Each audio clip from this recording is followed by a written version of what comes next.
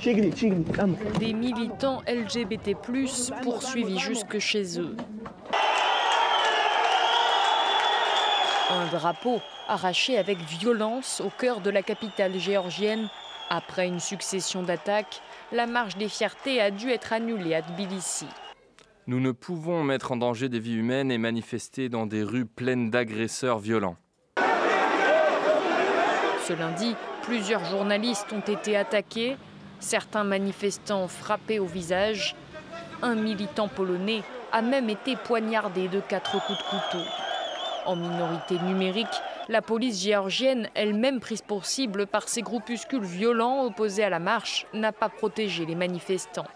De son côté, l'Église orthodoxe avait appelé ses fidèles à se réunir pour protester contre le défilé. Dans ce pays très conservateur, les droits des communautés LGBT+ sont encore difficilement respectés.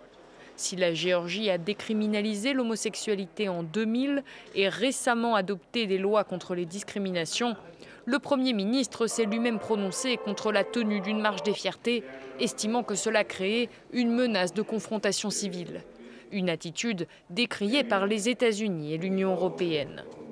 Nous condamnons les violentes attaques contre des militants, des membres de communautés et des journalistes, ainsi que l'incapacité des responsables politiques et religieux à condamner ces violences. Les violences homophobes sont encore courantes en Géorgie. En 2019, des centaines de militants d'extrême droite avaient violemment protesté contre la projection dans les cinémas d'un film oscarisé sur le thème de l'homosexualité.